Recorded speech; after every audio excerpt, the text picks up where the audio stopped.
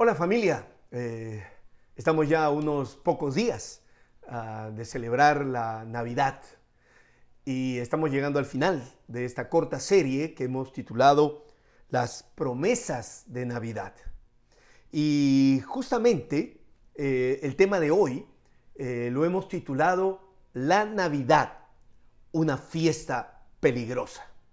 En el contexto de esta pandemia, muchos hablan de los peligros de las fiestas COVID. Pero déjame decirte que si celebramos bien la Navidad, no hay fiesta más peligrosa en el mundo.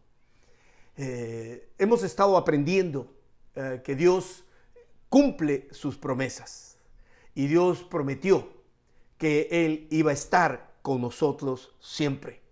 De ahí que lindo que uno de los nombres con el que se presenta Jesús es Emmanuel, Dios con nosotros. Que Dios no está contra nosotros, aunque haya momentos en que lo sintamos así. Que Dios siempre está con nosotros y por nosotros. Aprendimos también que la Navidad es el recuerdo de que Dios enviará un rey, el cual gobernará el mundo con el corazón de un pastor. Pero, ¿cómo se hace esto? ¿No? Y hay tres maneras en que Dios nos recuerda que Él está con nosotros y que Él está con nosotros como un rey que gobierna con un corazón de pastor. Y justamente el texto que hemos leído nos recuerda estas tres maneras en que podemos percibir a Dios como un amigo, como un aliado, como un compañero.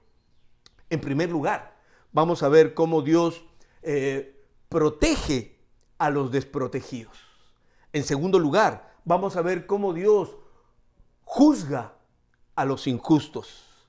Y en tercer lugar, vamos a ver cómo Dios consuela a los inconsolables.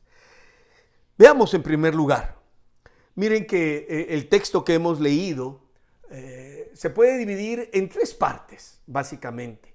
La primera parte, vemos cómo Jesús y su familia tienen que huir a Egipto.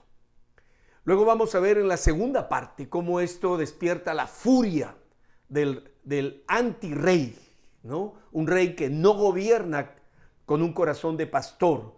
Y ese antirrey es Herodes y su reacción es terrible, desata un genocidio en la ciudad de Belén, intentando matar a Jesús, decide matar a todos los niños menores de 2 años. Y luego de eso vamos a ver cómo Jesús, cuando Herodes muere, le ordena a José que regrese a Israel y se asiente en la ciudad de Nazaret, ¿no? Ahora, veamos el primer punto, este Dios que protege a los desprotegidos. Y justamente esto sale de la primera y la tercera parte. Cuando vemos a José y a su familia, en primer lugar, huyendo a Egipto.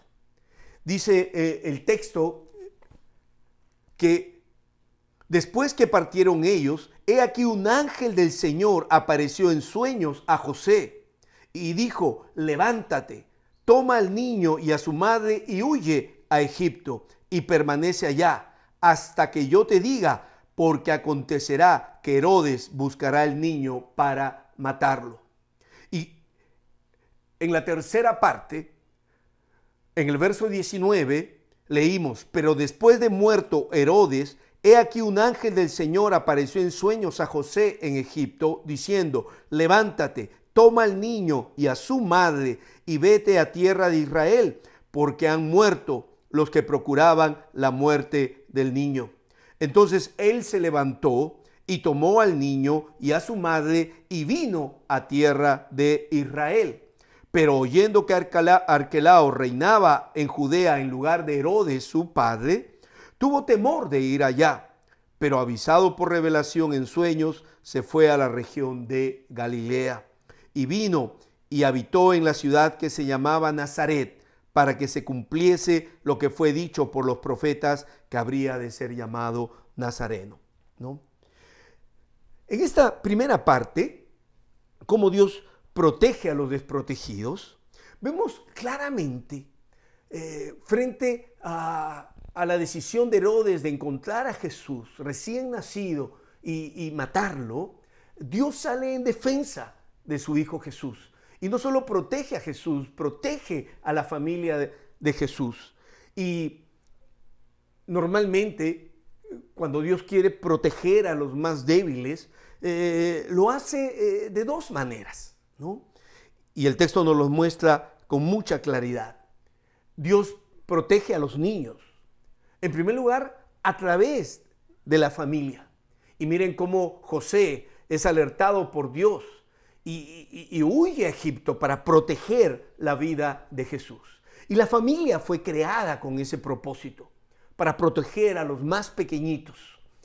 Y qué terrible es lo que la maldad produce en el mundo, que el lugar más seguro para un niño, que es el vientre de su madre, ahora frente a la permisividad del aborto, se vuelve en el lugar más peligroso. Y no solo para los niños que aún no han nacido, sino los niños nacidos. En esta pandemia, la violencia familiar ha aumentado, el abuso sexual. Y uno de los lugares más seguros que debería ser la familia para un niño se ha vuelto en un lugar de violencia y agresividad. Así que cuando Dios protege la vida de Jesús, Dios muestra su carácter como un Dios que protege y defiende la vida de los indefensos, de los más débiles.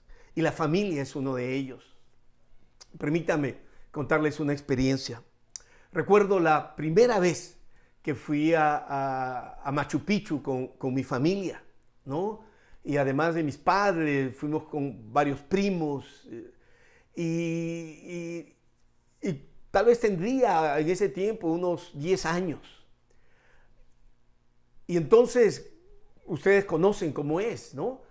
Machu Picchu está a lo alto de una montaña y el tren te lleva a la ciudad baja, que en ese tiempo se llamaba Aguascalientes. Y para llegar a Machu Picchu normalmente pues uno sube en bus. Y éramos varios varones, incluyendo mi hermano y mis primos. Y mi padre dijo, las mujeres suben en bus, pero los hombres vamos a subir caminando. Y por supuesto, cuando mi padre se refería a subir caminando, básicamente se refería al hecho de subir la montaña, ¿no? De manera vertical. Y había momentos en que la montaña era pues muy empinada. Aquellos que me conocen saben que yo tengo una discapacidad física. Tengo secuela de polio en la pierna izquierda. Y por supuesto que cuando mi padre dijo eso, mi madre inmediatamente reacciona y dice, sí, todos los varones, menos Alex. Y en ese momento, ¿cómo valoré que mi padre me defendiera? ¿No? Y dijo, no, todos los varones, y eso incluye a Alex. Y recuerdo entonces cuando con mis primos llegó el momento en que comenzamos a subir esa montaña. Mis primos pues no tenían mayor problema, pero en algunos momentos yo comencé a tener problemas para poder subir.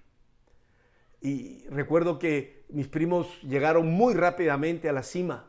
En cambio yo comencé a subir muy lentamente. Y aún tengo la imagen de mi padre, ¿no? Protegiéndome al estar detrás mío de que yo no resbalara. Y recuerdo mucho que cuando ya era demasiado empinado, la imagen de mi padre, ¿no? Empujándome para que yo pudiera seguir subiendo. Y por supuesto demoré mucho más que mis primos en llegar, pero recuerdo claramente cuando finalmente llegué a Machu Picchu. El último empujón que mi padre me dio para poder llegar a lo alto de esa montaña. Y este padre que me protegió, ¿no? Y yo recuerdo que cuando llegué a esa montaña, mi padre jamás imaginó lo que hizo por mí aquel día. Y ese día yo aprendí lo siguiente en mi corazón: no importa la discapacidad que tenga, no hay montaña que no pueda alcanzar. Imagínense, ¿no? Y Dios está aquí con nosotros para protegernos aún a veces de los efectos devastadores del fracaso. Así que la familia es uno de los lindos medios que Dios utiliza para protegernos. En segundo lugar, no solo la familia.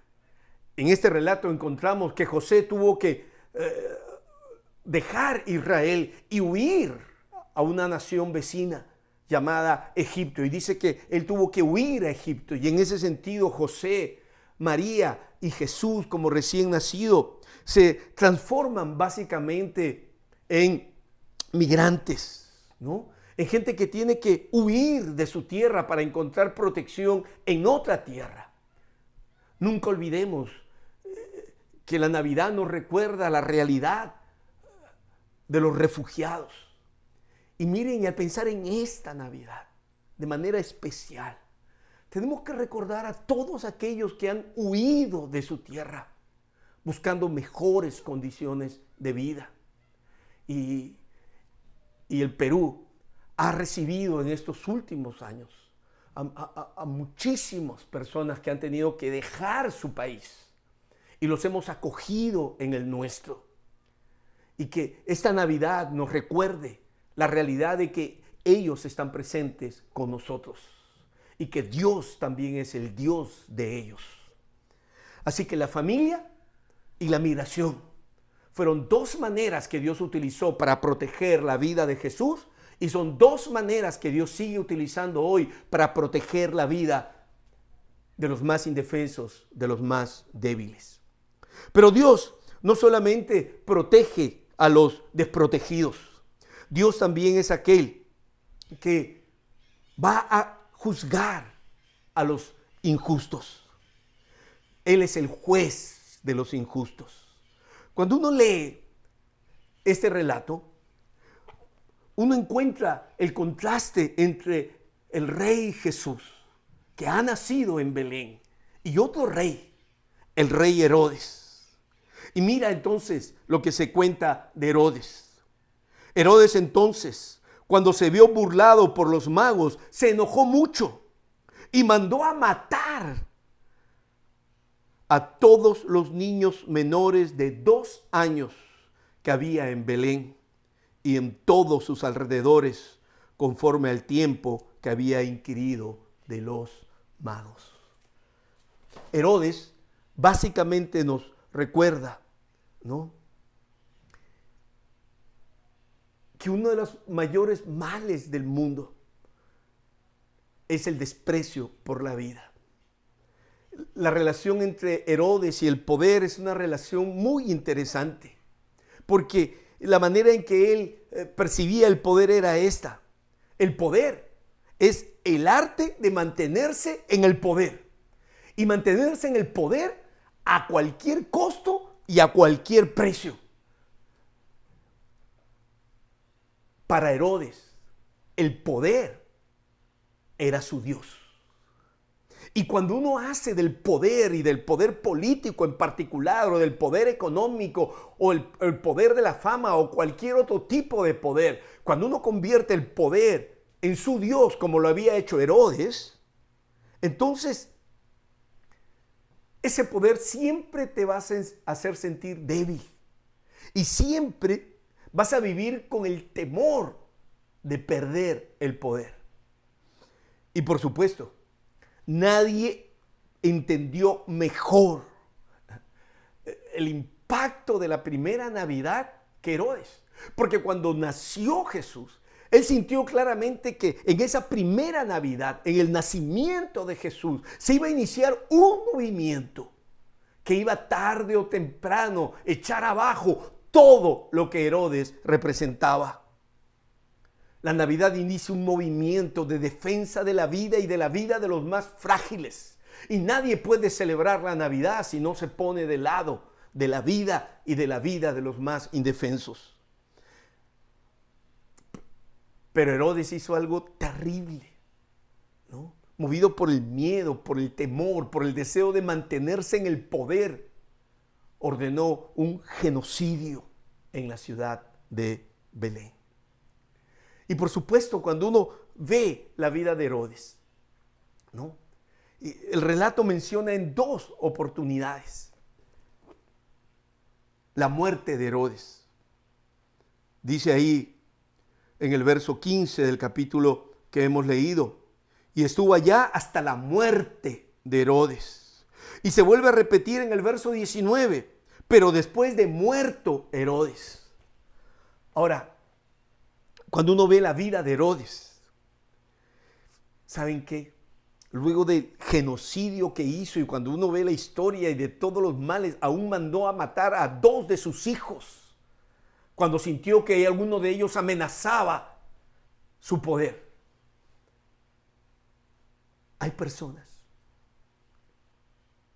que para las cuales morirse es poco. Morirse es poco, ¿no? Y muchos de ellos mueren en impunidad, mueren sin haber pagado los delitos que cometieron, el daño que hicieron frente a tribunales humanos. Herodes finalmente murió de viejo, murió en su trono, murió rodeado de riqueza. Y antes de morirse todavía se construyó una tumba como la de los faraones, que hasta hoy en día se puede visitar en Israel.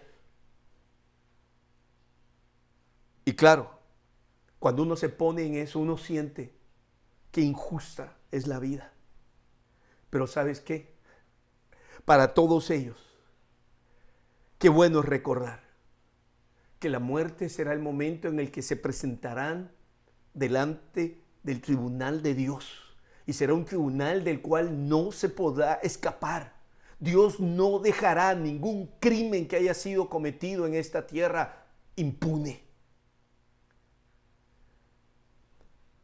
A veces me pongo a pensar, y hemos visto en las prédicas anteriores, el momento en que los magos que han visto la estrella en el cielo y vienen para adorar a Jesús y reconocerlo como rey, pero siempre me parecieron que fueron tan ingenuos al ir en primer lugar a buscar a Herodes, a pedirle información. Pero ¿sabes qué?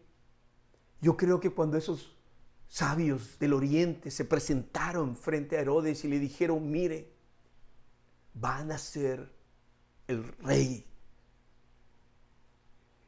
Creo que fue una oportunidad para que Herodes entendiera y comprendiera que hay un rey mucho más grande que él, más excelso que él, al cual tarde o temprano le va a tener que rendir cuentas.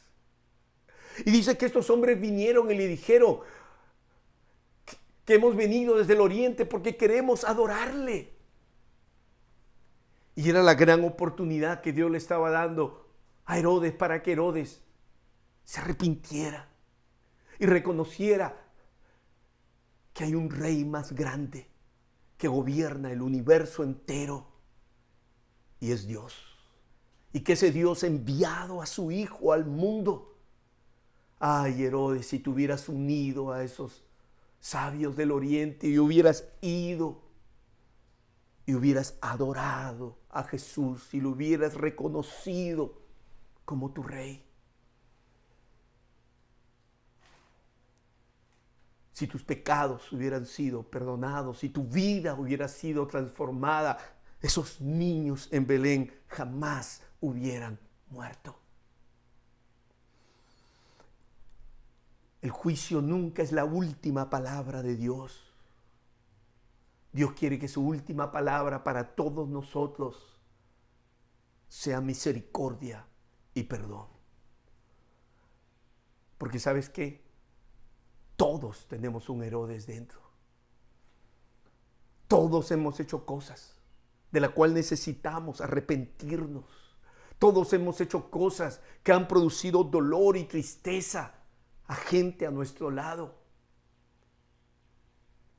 Y para eso Dios permitió el nacimiento de su propio Hijo en el mundo. Él es Dios con nosotros.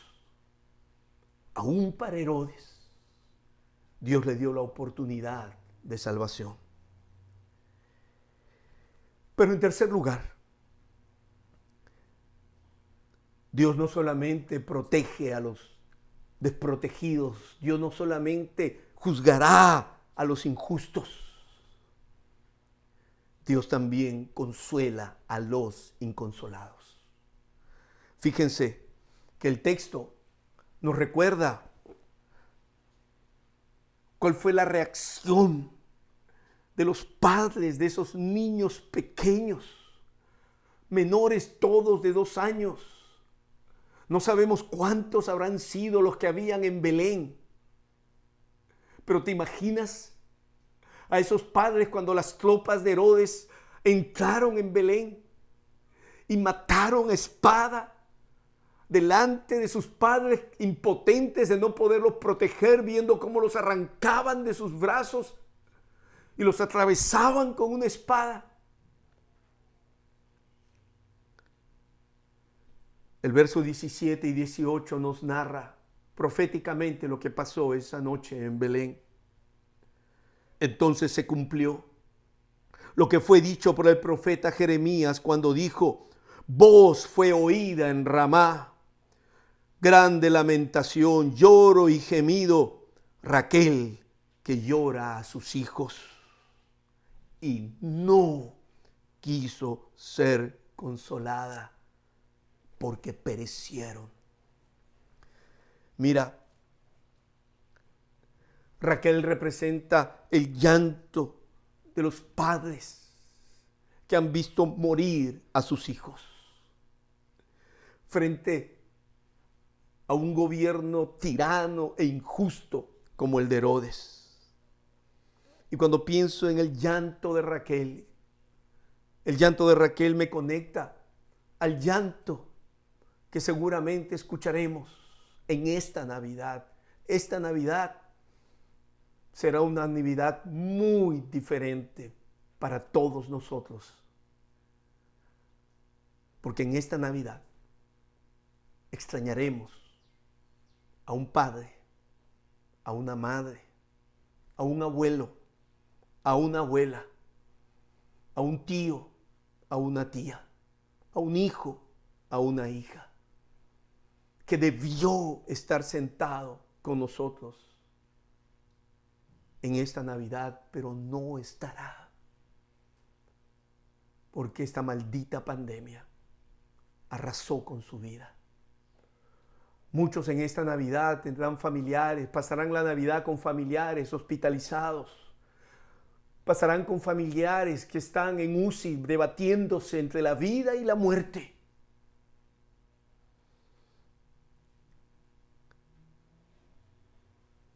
La Navidad es para ustedes,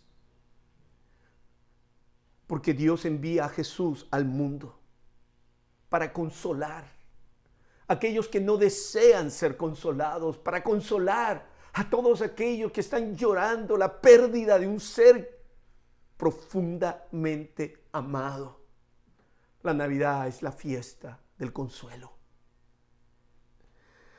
Cuando me pongo a pensar en esto, fíjense que cuando Jesús moría en la cruz, previo a ese momento que lo crucificaran, y permítame leer este relato en Mateo capítulo 27, verso 34.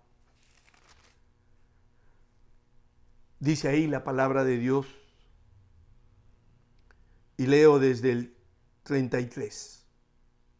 Y cuando llegaron a un lugar llamado Gólgota, que significa lugar de la calavera, le dieron a beber a Jesús. Le dieron a beber vinagre mezclado con hiel, pero después de haberlo probado, no quiso beberlo. Escucha esta palabra. Jesús no quiso beberlo.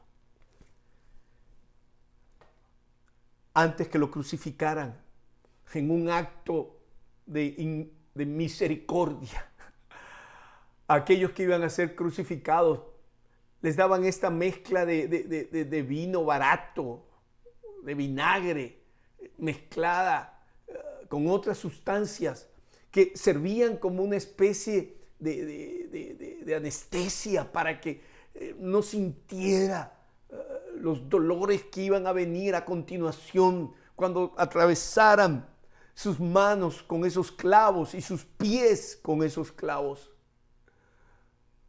Pero ¿sabes qué? Ese vinagre con mirra que le daban antes de crucificar a las personas es lo que yo llamo un consuelo barato. Hasta el vino era barato. Y Jesús rechaza ese consuelo barato. Como muchos hoy en día rechazamos esas palabras triviales, superficiales, con que tratamos de acompañar el dolor y el sufrimiento de aquellos que, como Raquel, lloran a sus hijos, lloran a sus seres queridos. Porque el consuelo que Dios trae no es un consuelo barato, es un consuelo costoso. Y Jesús es el único que puede consolar a los inconsolables. Jesús es el único que puede consolar a los que no desean ser consolados. Y me viene la escena, ya Él crucificado. Y veo a esos hombres muriendo a su lado. Y de repente Jesús escucha la súplica de consuelo de uno de ellos cuando le dice: Señor, acuérdate de mí, acuérdate de mí. Y el consuelo de Dios es decirnos que tu dolor y tu sufrimiento no me son extraños, que tu dolor y tu sufrimiento han llegado a mi presencia. Acuérdate de mí. Y me imagino que lo que vio ese ladrón aquel día, al mirar a Jesús, fue que vio en Jesús un hombre que estaba sufriendo tanto o más que él. Y solo de aquel que entiende su sufrimiento, que comprende su sufrimiento, como Jesús, es alguien a quien uno puede venir a pedir consuelo. Y Jesús lo consuela cuando le dice: de cierto te digo que hoy estarás conmigo. Que hoy estarás conmigo. ¿Sabes? La vida de esos niños fue muy corta. La vida de Herodes, demasiado larga. Y a veces los seres humanos valoramos más a aquel que ha vivido más tiempo que a aquel que ha vivido menos tiempo. Pero lo importante en la vida no es si uno vive mucho o uno vive poco. Lo importante en la vida es si lo que has vivido, lo has vivido con Dios o sin Dios. De cierto te digo que hoy estarás conmigo. Dios, a través de su presencia, de alguien que entiende y comprende nuestro dolor y nuestro sufrimiento, Él es capaz de ofrecer esperanza, consuelo en esta Navidad. Por eso la Navidad es una fiesta peligrosa, porque es la Navidad donde Dios protege a los desprotegidos. Porque la Navidad es una fiesta que nos recuerda que Dios juzgará, es juez de los injustos. Pero también la Navidad es la fiesta donde Dios consuela a los que no desean ser consolados. Celebremos la Navidad como Dios anhela que la celebremos. Que Dios les bendiga. Muchísimas gracias.